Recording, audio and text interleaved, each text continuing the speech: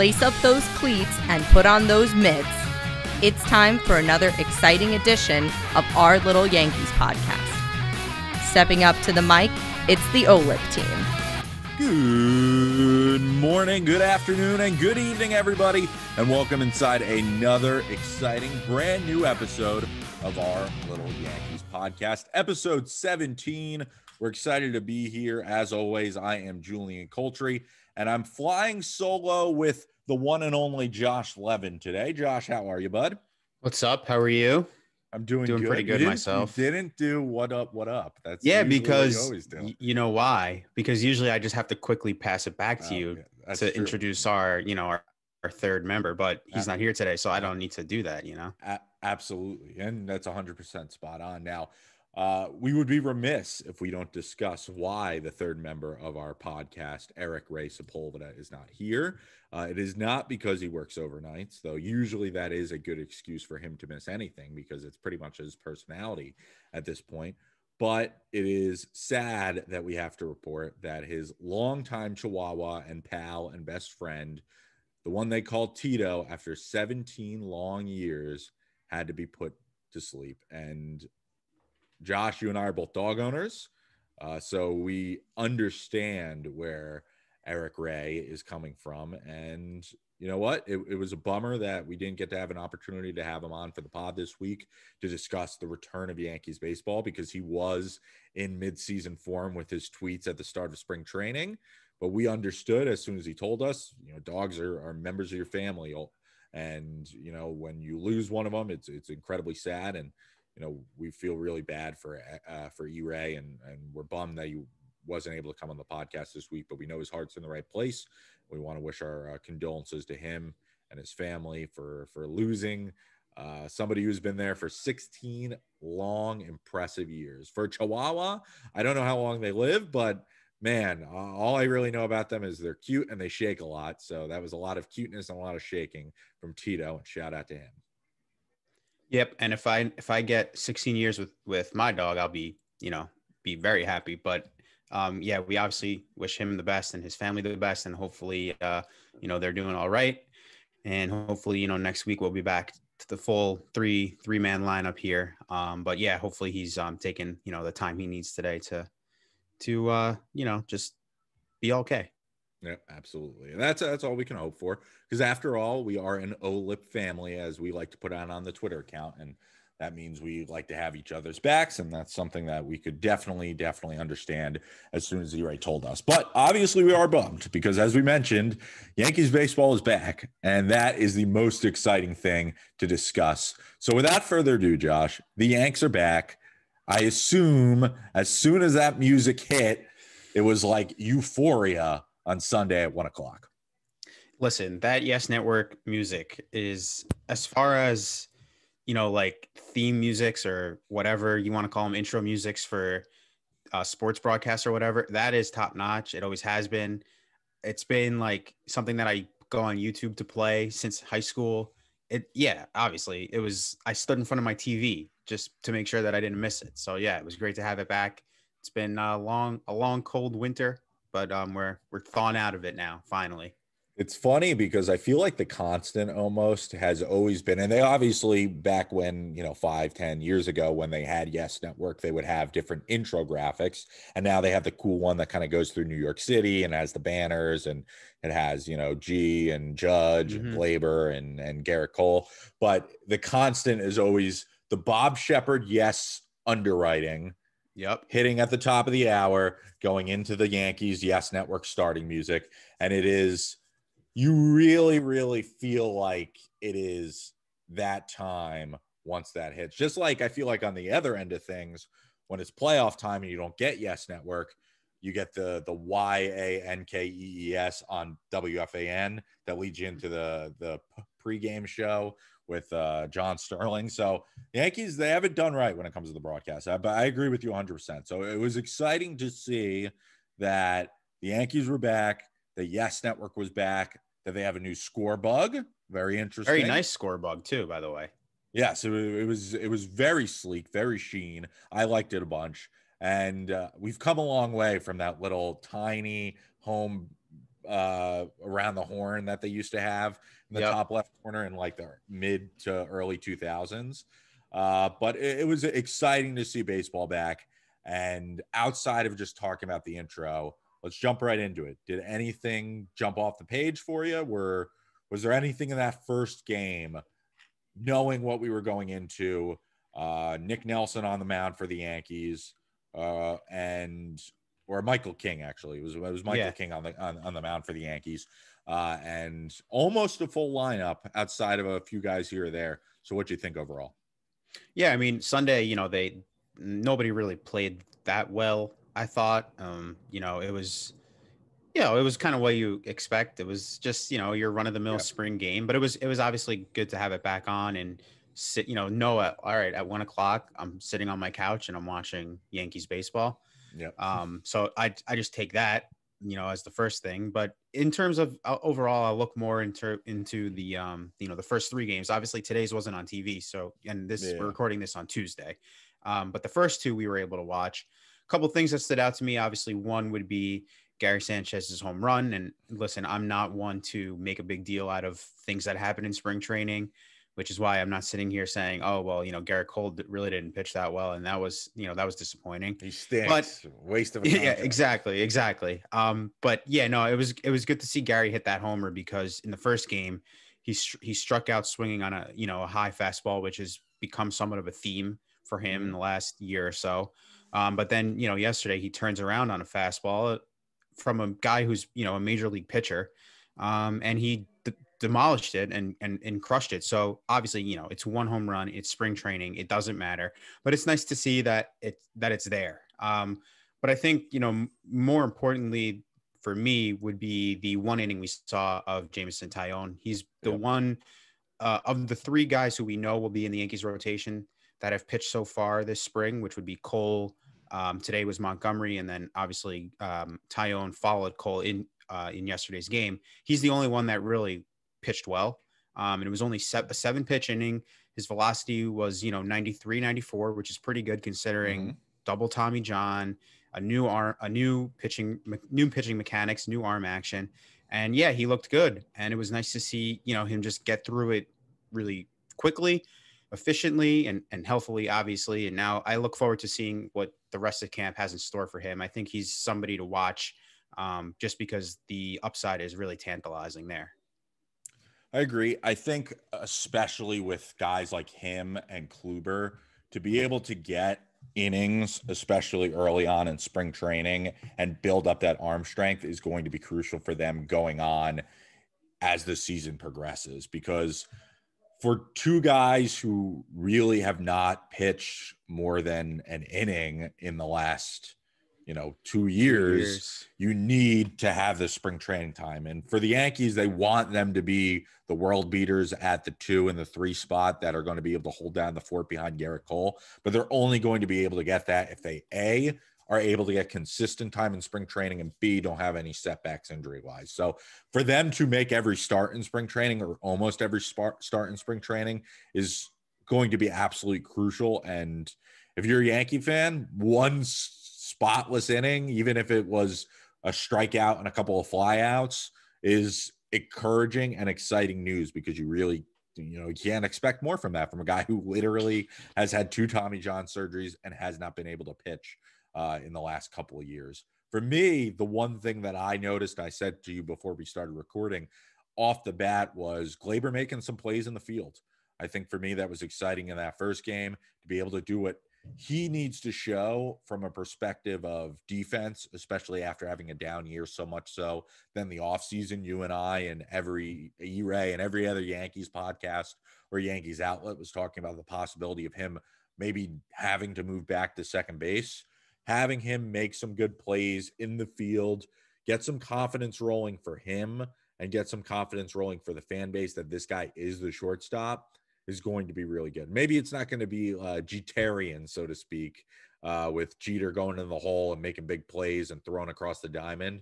But I just want to see him not double clutch when balls get hit to him, see him make smart plays and smart throws, see him actually cover the bag when a runner goes there to second and know what he needs to do from that perspective. And I think that's going to give him confidence at the plate too. And so far in the first couple of games, he's gotten some hits.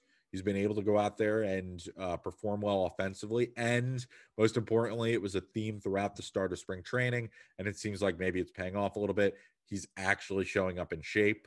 We know Cashman talked about it. We know Boone talked about it. And now it looks as though that's going to pay off. He said it himself. It was hard for him to get back into game shape after the restart with COVID last year. So it'll be exciting to see whether or not that continues in the next course of the games. I believe it was E-Ray who said that was going to be his MVP for spring training. And so far he's off to a good start. Yeah. I agree with everything you said.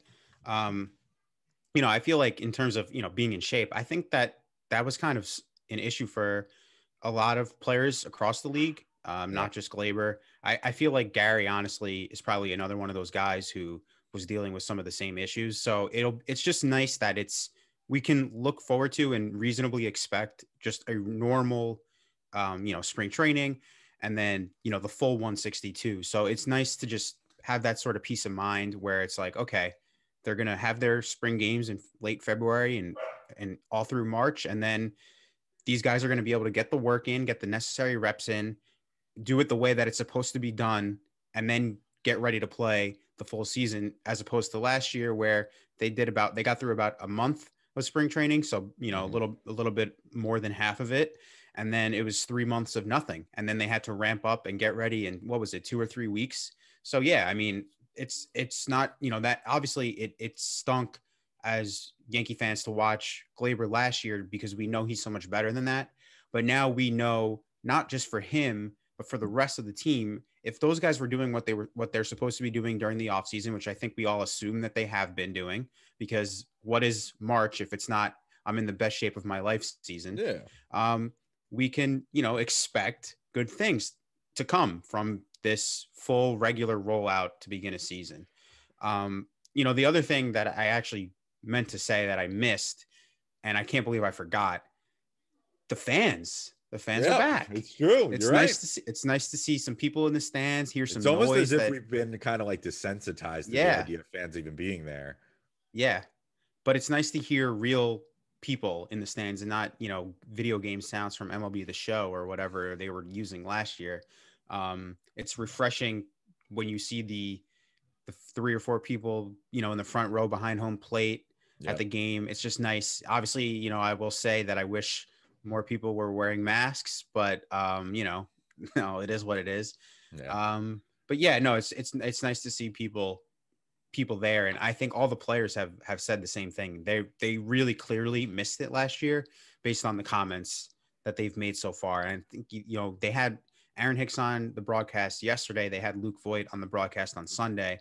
Garrett Cole also said some stuff after his appearance yesterday about it. Yeah, these guys, they really feed off of it. So it's nice to have it back. I'm excited for when fans can be back in the, in Yankee Stadium. I hope to be one of them at some point in the future if I get the vaccine. But it's nice to have the fans back. I'm there, right? I'm right there with you. And to me, the one thing I really actually loved was them having the players on the broadcast with them. Yeah, and I kind of hope that carries over to the regular season, because I mean, I feel like right now the only time that really happens is maybe on Fox during the All-Star game. But for regular season games, especially if there aren't going to be a lot of fans there, I feel like there has to be a way for you to be able to kind of enjoy the players if you're not at the ballpark. So if Yes kind of goes and rolls through the rest of the regular season, even if it's just for an inning, having a guy in the dugout while they're batting or something, be there, whether it is a personality like Voigt or a guy like Judge or, whoever it might be, I think that would kind of be worthwhile and really fun, at least from my perspective, as we hear your dog bark in the background. Yeah, there's my dog barking in the background. But yeah, no, I think that would be cool to do. They should be doing more of that, and I apologize for this noise.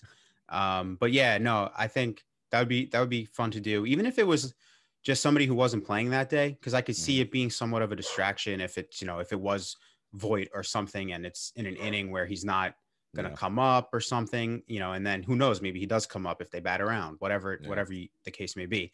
Yeah, no, it adds something to the broadcast. It adds a little piece that I think baseball in general misses, which is hey, these guys have personalities. Let's meet them. Let's get to know them a little bit more. Yeah. Michael Kay made a great point yesterday, I think it was, when he was saying how with all the protocols due to COVID, which obviously are necessary, the broadcasters, the reporters aren't in the clubhouse. They don't actually get that one-on-one time with the players anymore. They're just in Zoom, press conferences, and I guess, Zoom meetings on the side that aren't as, intimate, I guess is the word I'm looking for. He says when you and I have both been in clubhouses due to our time working in broadcast journalism and stuff like that, and getting an opportunity to talk to a player before you actually talk to the player is how you develop the personality with them. Yeah, no, and I think what his point was just when you get to have them on during the game, it may not be that you're getting, the big scoop interview for a story that you're working on, but at least it's a way of having that sort of connection again with the players. And it's also obviously good for the fans to get to hear more from, the team that they're rooting for. You kind of get invested in them as people, not just as guys wearing the uniform you like. So it adds a nice element to the broadcast. And my dog Cole out there is just barking up a storm. So when I get out of here, when we're done, I got to figure out what the heck he's doing. But, and by the way, yes, he is named after Garrett Cole. Yeah, clearly Cole is very interested in joining the broadcast team since we are down a man. So clearly he wants to add his 2 cents into what's going on with the Yanks, and he's named after the best pitcher on the Yankees roster right now. So, he's giving his 2 cents. I appreciate it. I understand it. He's chiming in because he was watching the game with me on Sunday. See, there we go. Speaking of smart decisions, one smart decision that jumped out at me for the games this weekend was Aaron Judge's lack of desire to go 100%, which was much, much, much appreciated. The Yankees are only going to go as far as this guy goes. And I'm sure you saw him talking to A-Rod on social media saying he was staying up late watching the 2007 highlights to take some notes.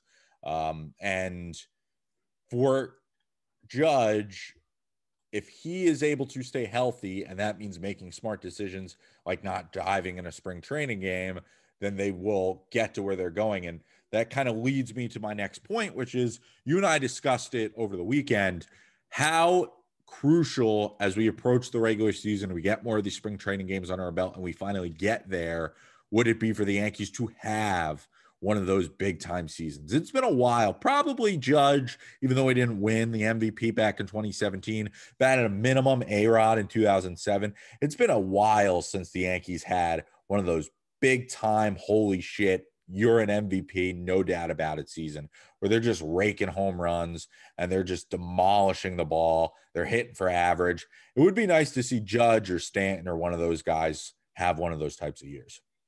It would. And I would argue that the last time that happened was obviously, A-Rod won the MVP in 2007, but 2017, Aaron Judge should have won the MVP that year. And it stinks that he didn't, because he's really, if he wins the MVP there, then it's no debate about it. And obviously all his stats were better than Jose Altuve's outside of batting average. But well, we got to stop being salty about that. But no, I think like it would be fun. It's fun as a fan when you have that guy in a zone. It is so fun because every night when you put that game on that you're in store for something special. I think Stanton was like that in 2017 with the Marlins, even though we weren't watching every game. When they would show the highlights, because him and Judge were in somewhat of a home run chase with each other, it would be like, oh my God, Stanton again. And I want that. And obviously that goes a long way in making sure the team is good. That also ensures that our guy is healthy. Because you figure if anybody on this team is going to do it, it's either, the guy who has been an MVP in Stanton or the guy who should have been an MVP in Judge. And that means they're healthy. And that's the most important part, right? And that kind of leads me into another point, which is this is really the first time, and I think Judge has spoken about this a little bit, that he's completely healthy. Because last year he came into camp with a broken rib that he didn't even know about, which they said would have kept him out of the regular season had it started on time until June? Yep. And now that's if he didn't have surgery and the season. Yep, exactly. And he's fully healthy now. He's completely recovered from that injury. He's got a little bit of a new batting stance. I don't know if you saw that, but he's made some adjustments to his stance and his swing. So yeah, no, I think if there's ever a year for it, ever a time for it, it's now, because he's not dealing with something lingering from the season before, which I feel has been the case the last couple of years. There's no reason for him to not have that type of season, especially when you consider the fact that just like everyone else in baseball, but even more so for him because he was hurt, he didn't have a lot of mileage on him last year. He only played 28 games plus the playoffs. So it's not like this guy came off, playing 150 games and then made a deep run into late October. Their season ended in the first week of October last year. He only played 28 games in the regular season and, plus the 5 playoff games, or sorry, more because of the Cleveland series before it. But anyway, the point is this guy should be primed for a massive season. And I'm hoping that this can finally be the first time in 4 years where we're like, okay, this guy is the MVP caliber player that we all thought he was in 2017, that we had those high expectations for. Let's do it. I'm excited about the possibility of that happening with Judge. Absolutely. And to your point, when he has been healthy, he was an MVP or MVP winner close to it, whatever you want to say. And on top of that, he was healthy when he came back at the start of last year. And before he got hurt, he was hitting the cover off the ball. So it's like, the way I think about it, selfishly, I want Stanton. I've said it before. He's my favorite player. I think that season in 2017 when he was just absolutely demolishing pitching in the summer and went on to win that MVP, he was the most exciting player in the sport.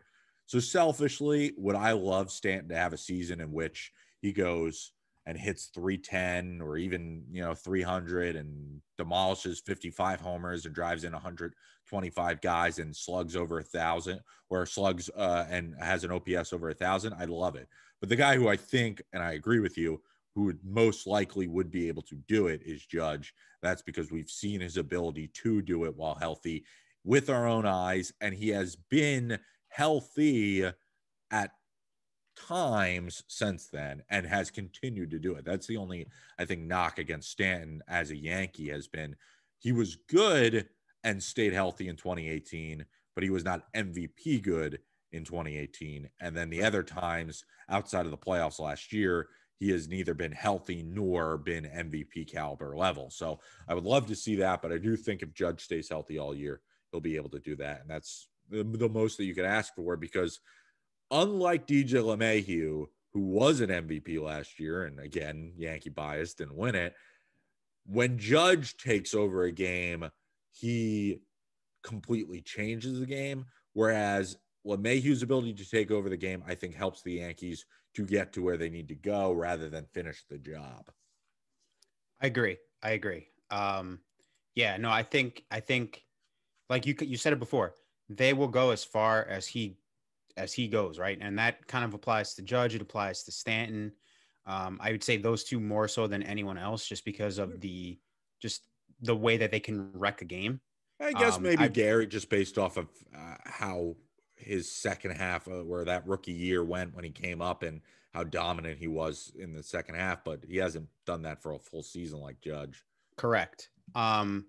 Yeah, but those two, and then obviously like DJ is the one who gets the engine going. He's the one who starts it and gets it. So yeah, I mean those three guys right there are, in my opinion, the key to their season from a standpoint of being a sound offense and health, obviously. So yeah, like it's all about those guys.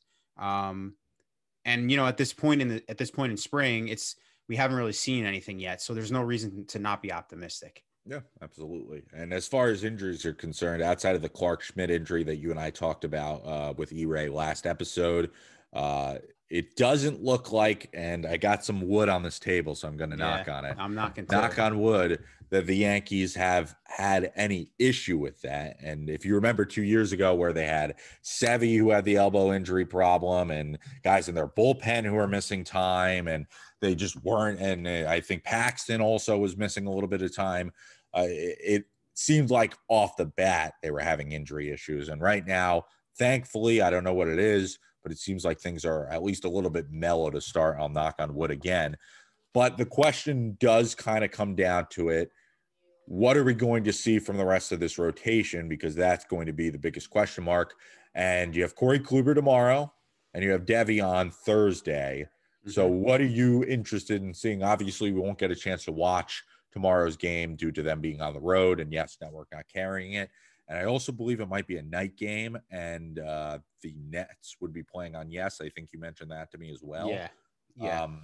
But what looking at the box score, maybe listening to the radio if you have the opportunity to do it, what are you going to kind of be looking out for Kluber tomorrow? Same thing so with Kluber, it's the same with Tyone. You just want to, he's probably going to pitch one inning. You just want to make sure that I don't even care about the results. The results with Tyone were just an added bonus. I just want to make sure that he looks okay.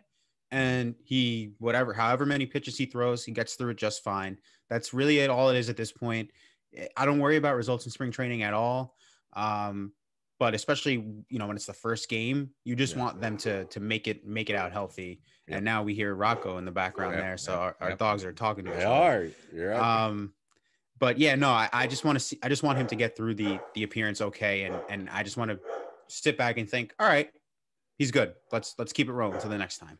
And as far as Davey, no, go ahead. Sorry. I was just going to play off of Rocco. I was just going to say, even though Ure was not here because Tito unfortunately passed, the dog's given the 21 gun salute to their fallen comrade. But I'll let you continue about Devi.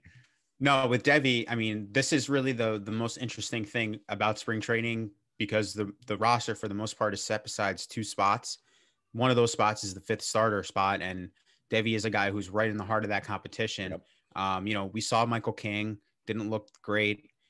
Julius Chassin didn't pitch well yesterday. He's got to have like almost a perfect spring training to make the rotation. Davey, he's probably not going to make the rotation to start just because they'll probably want to play with the service time and Herman. So, but I want him to pitch well because I want the Yankees to have a real decision to make. I don't want it to be where, the guys that they were looking to fill that role, don't pitch well, and it kind of just goes to Herman by default because he's the guy with experience and he's pitched well in the majors before. Davey is the guy to be most excited about because of his age, because of the little bit we saw last year, and just the overall potential that he brings to the table. So I want him to pitch really well because I want him to force the Yankees to basically put him in the rotation to start the season. I want him on the team, and I want him to pitch so well that they have no choice but to carry him on the opening day roster when they head north at the end of the month. So yeah, that for me is, to me, the thing that I'm actually most looking forward to in camp is that whole fifth starter thing, but specifically watching Davey, watching how he handles his first real chance of making a big league team out of spring training. Unfortunately, we will not get to see it because it will not be on TV, but at least we'll be able to, read Twitter, I guess. Think about this too. This will be the first time that he gets to start in a major league game since the playoffs, where he had that awful situation, and we all know what happened as Yankee fans with him being taken out after that first inning. So for a guy like him, you feel like he is probably going to have a little bit of a chip on his shoulder, and he's going to want to go out there and prove that, he's the real deal and that he deserves to be the fifth starter and have an opportunity to go up there. They haven't announced when Herman is going to pitch yet, though. What I will say is that is probably going to be the most anticipated start of spring training, just due to the fact that the guy hasn't pitched in over a year, the background with him and everything that's going on with him from a storyline purpose, and the fact that, I mean, as much as we hate to say it, he was a good pitcher when he did last pitch. So you want to see if, his stuff is still what it was when he won 18 games for the Yankees 2 years ago. So I'm encouraged by the fifth starter race, even if it's just those two. I hope that Devi definitely does push him, like you said. And if he's able to do that, then, I think the Yankees will put themselves in a really good position, and that will continue to help move them along in the spring. But more than anything, we just want no injuries, because we've seen it before. You could be great in spring training and stink the first 2 months of the season, or you could be terrible in spring training and go on a tear those first 4 games, and that fuels your confidence for a nice big run to start the year. So as long as nobody gets hurt, as long as everybody exits spring training healthy, as long as there's no COVID breakouts that would prevent the Yankees from being able to play a lot of games that they have scheduled, that'll be good. But I think they're doing a pretty good job to keep everything kind of on track from that perspective, which is exciting. Yeah, for sure.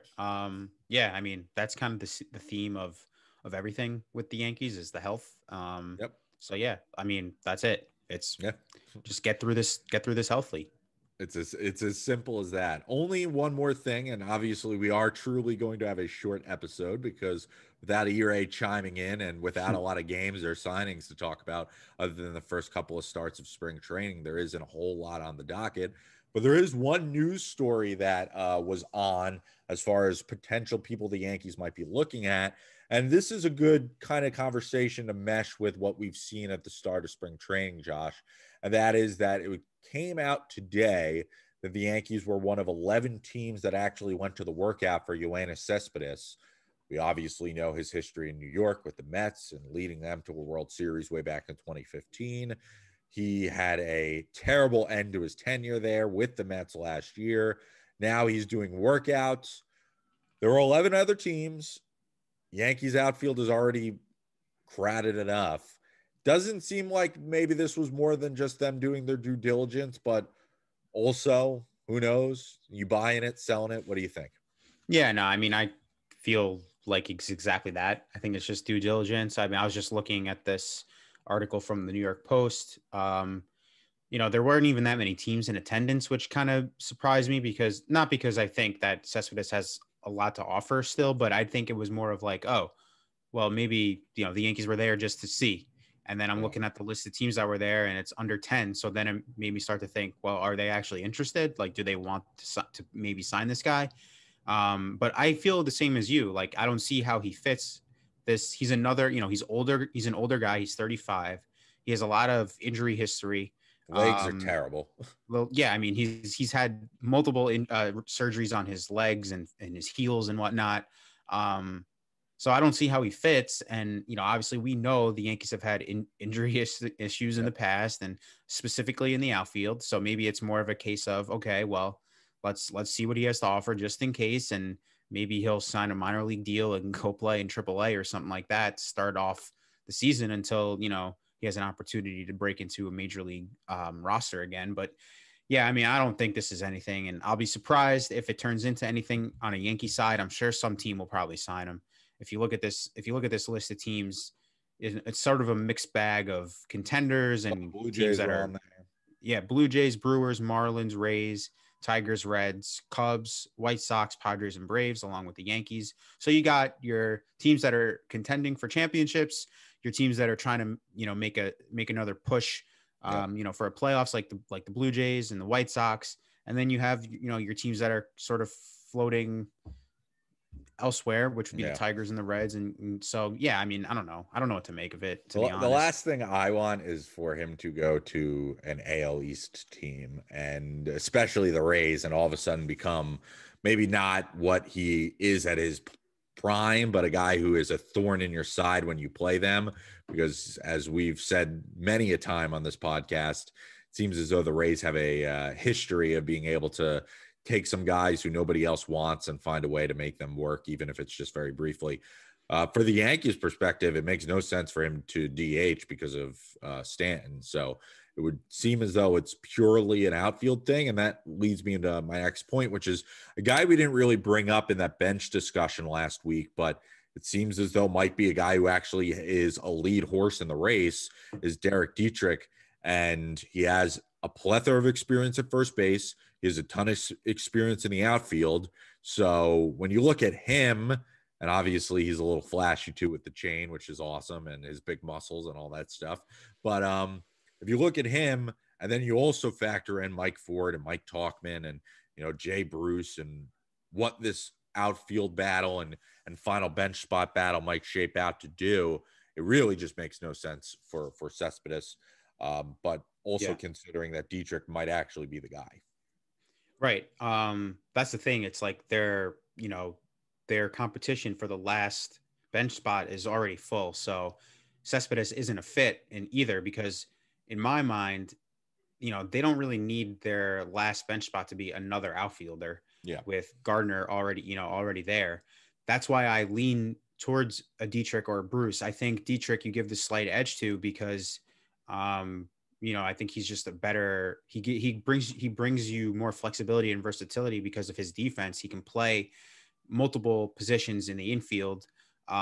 Whereas Bruce, he's a liability in the outfield. He has a little bit of experience at first base, but we actually looked into it last week, and Dietrich has more experience at first. So I want a guy. Yeah. And that's the other thing too. So Bruce, we're thinking he's a lefty. He can mash at the short porch, but Dietrich also has that going for him. Yep. So I don't want, the last bench spot to be an outfielder. I don't want it to be Mike Tauchman, but I keep going back to that because he's out of options, and I just don't think the Yankees will let him go for nothing. So I guess maybe they'll trade him. We've said it before here that Cashman has said multiple times that Tauchman is a guy he gets a lot of calls about. So maybe that's going to happen at some point this month. But that's what I keep going back to is, are they really going to, not take Mike Tauchman with them? Because they're not going to want to designate him and lose him for nothing. He'll get claimed. He won't pass through waivers. Unlike Gabe Allen, who obviously they sent down the other day and he was able to clear. I agree with you 100% that I don't think that they would be able to get him to AAA. And the only thing I guess we could say is maybe we might expect to, and I don't even know if I believe this when I say this, but maybe we might expect to see Mike Tauchman get some time at first base in spring. It doesn't look as though he's tried at all at first base, and he hasn't even warmed up there or done anything there. But, from our perspective, based off of what you and I have discussed, unless somebody like Tauchman gets time to get reps at first base, why just have another outfielder who is Brett Gardner?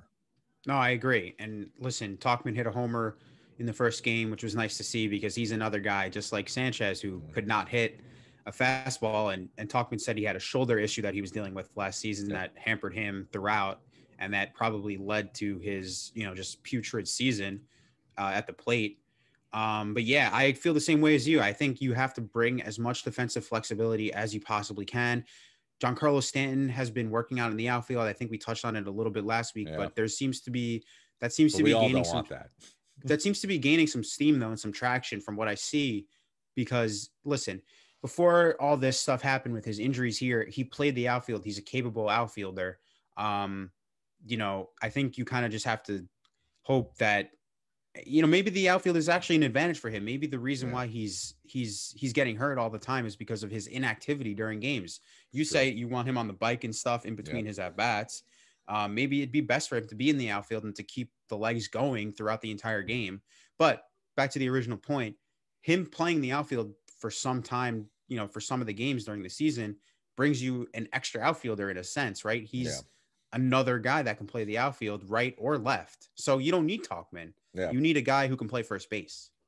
It's unbelievable to think about. They have obviously Hicks, Judge, Frazier, Gardner, Tauchman, Stanton. It's 6 guys right off the bat there who they could get. That's not even counting Dietrich and Jay Bruce. And then you add Yoenis Cespedes. That's 9 potential major league outfielders that this team could have on there just to be able to do that. And here's the thing. I think a lot of Yankee fans obviously would still love to see a guy like Florial get some reps in spring training in the outfield and be able to do some stuff like that. So it's like, if you have to be watching this race for who's going to be your outfielders in the regular season and help make up this ground, I don't know. It doesn't make a whole lot of sense to me. So I think you and I are kind of in lockstep here when it boils down to the Yankees should and kind of need to decide how to best make their bench depth work outside of the outfield.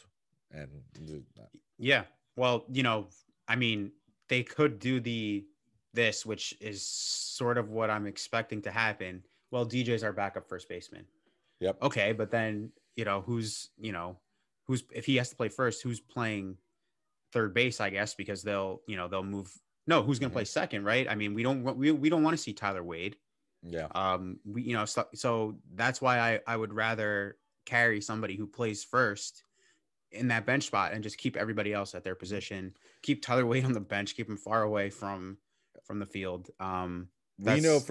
We know from experience, and me right now, I'm a huge AC Milan fan, and they have been hampered by bad play lately because their January transfer window was putrid to the point where there are certain guys that they can't play, and it goes down to anything in sports, whether it's soccer or football or baseball. When you make it so that the same guys have to play every single day, you risk injury. And for the Yankees, they got to be smart about it. I don't think you can be giving DJ half days off if you want him to make an impact every single time he's out there. Just like you can't be giving Stanton half days off as a DH if you want him to play in the outfield, or giving a guy like Aaron Hicks, who's been so injury prone in his career, a day and then not have a suitable outfielder in there to be able to do it as well. So for us, like I said, we're in lockstep when it boils down to it. I don't think we really need to go that much more in depth for what the Yankees bench situation has to be at this point, outside of you and I both being very upset that, as we mentioned last week, Miguel Andujar probably not going to be a part of the picture. And he's getting the reps, but still making errors at third base and still not playing that well from a defensive side of thing. And he has to start hitting the ball in spring training as well. But hopefully him getting reps will kind of do that for him. Usually this is when E-Ray gives a little bit of something. I'm not going to ask you if you do, because I don't want to put you on the spot. But if not, we'll wrap things up because we got some Yankees baseball in and more Yankees baseball on the docket. I am not on Twitter as much as E-Ray, so I don't have anything because I haven't been on Twitter while we've been talking. So That's I true. can't E-Ray say if something has popped up in the last hour or so. As we know, E-Ray is always plugged in to not just Yankees Twitter, but insert _ here Twitter. He usually has the goods, and that's why he's always locked and loaded when it comes to the end of the podcast and giving us a little bit of oomph to end it on. But for the most part, follow him on Twitter at E-Ray Chosen One, because he is now in, as I put it, the maestro is in midseason form. He is a treat to watch on Twitter when it comes to following Yankees baseball. And the same goes for Josh at He11 and myself at Julian Coulter. You can follow us because it's Yankees baseball season. We're going to be doing a lot of tweeting, as well as on our official Twitter account for the podcast at Our Little Yanks Pod, to follow the OLIP team and everything going on with Yankees baseball. But that's going to do it for us on this episode of Our Little Yankees Podcast. As always, you can listen to us wherever you listen to podcasts. That includes SoundCloud, that includes Spotify, Apple Podcasts, as well as TuneIn. You can also follow our official YouTube playlist by going to my YouTube channel and then going to the Our Little Yankees Podcast playlist. Every single episode of the pod that we have recorded here on Zoom and then posted live has our face on it, as well as all the audio. So make sure you guys enjoy that. Yankees have a bunch of games this week. Corey Kluber tomorrow, Devi Garcia on Thursday, bunch of spring training. So make sure you tune into Yes and get excited. Tune in for every episode, hit subscribe. And until next time, folks, I'm Julian Coulter. He's Josh Levin. We'll catch you on the flip side. RIP to Tito.